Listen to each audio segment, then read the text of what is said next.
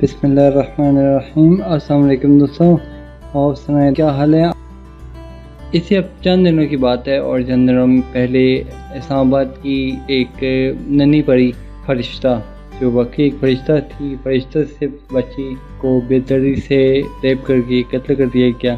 اس بارے میں یہ ویڈیو ہے، اور یہ ایک میرا ٹیک بنتا ہے کیونکہ میں ایک سوشل ایشوز کا چینل رن کر رہا ہوں، اور یہ چینل اسٹریکٹلی بات کرتا ہے سوشل ایشوز پہ، تو ہماری ذمہ داری ہے کہ ہم اس بارے میں بات کریں۔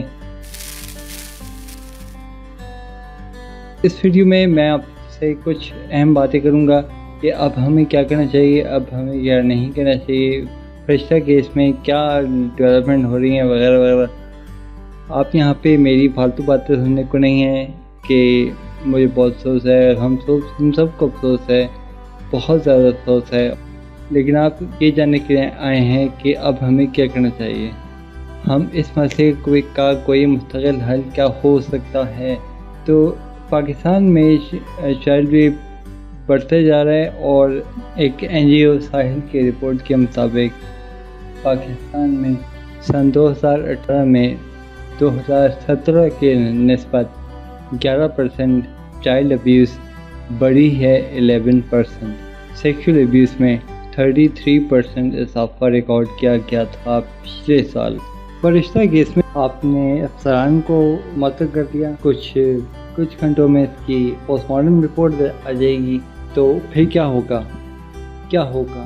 وہی جو زینب انصاری کے کیس میں ہوا تھا کہ کچھ عرصے ہائپ رہے گی، پھر بھول جائیں گی، اور اس کے بعد اللہ خیر سلام۔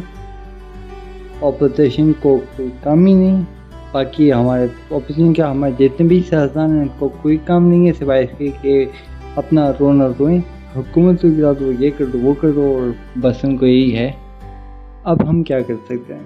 دیکھیں، آپ نے جب کرنا تھا تب آپ نے کچھ نہیں کیا۔ اب میری بات غور سنیں، زینب انصاری کے کیس میں ڈاکٹر شاہد مسعود نے آپ کو کچھ انکشافات کیے، رائٹ؟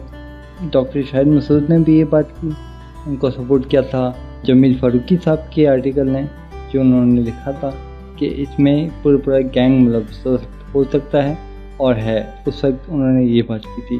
آپ نے کیا کیا تھا، پوری اس وقت کی حکومت کے لوگ بھی انوالو تھے، کیونکہ ان کے ساتھ دیگر لوگ بچانے والے آگے میدان میں، اور ڈاکٹر شاہد مسعود کی تو وہ انہوں نے کیا ہے بس۔ اس سے ہوا کیا؟ آپ نے بھی یقین نہیں کیا۔ ہوا یہ کہ فرشتہ کیس ہو گیا۔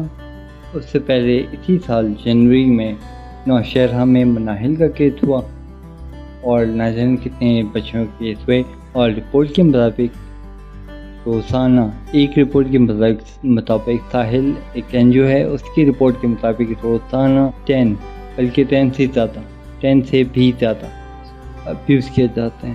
اب ابیوز میں ریپ بھی آتا ہے، ابڈکشن بھی آتی ہے، اور بہت ساری چیزیں آتی ہیں۔ لاسٹ سے جب زینب کا کیس منظرعام پہ آیا تھا، میں نے اس وقت اپنے ایک بلاگ پہ اس کے پاسبل ریزنز لکھے تھے کہ کیا ریزنز ہو سکتے ہیں زینب جیسے واقعات کے، تو وہ میں آپ سے ضرور انشاءاللہ شیئر کروں گا۔ آپ میرے چینل پہ دیکھیں، آپ کو ضرور مل جائے گی ویڈیو اس حوالے سے، اور اگر وہ ویڈیو نہیں ہے تو انشاءاللہ بہت جلد آ جائیں، کیونکہ ہماری یہ ذمہ داری ہے، النظیر ٹی وی کی ذمہ داری ہے یہ۔ النظیر ٹی وی نے اسٹیپ اٹھایا تھا، یہ اصل میں وقار زکا صاحب نے، اور وقار زکا کا اسی وجہ سے ایک احترام دل میں آ رہا ہے۔